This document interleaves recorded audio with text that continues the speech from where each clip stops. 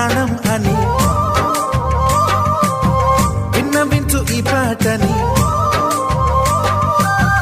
నువ్వు నా ప్రాణమని విన్నవించు ఈ పాటని. ఎక్కడో దూరానున్నా చుక్కలే విన్నా గాని కదిలించలేదా కాస్త కూడా నీ మనసుని. పరదాలు దాటి ఒక్కసారి పలకరించవేమి. అందరినీ ఇలా వెంటపడి అడగాల సరదాగా నువ్వే ఎదురైతే సరిపోదా. నిద్రపోతున్న రాత్రి నడిగా గుడికి చేరిన గువ్వల నడిగా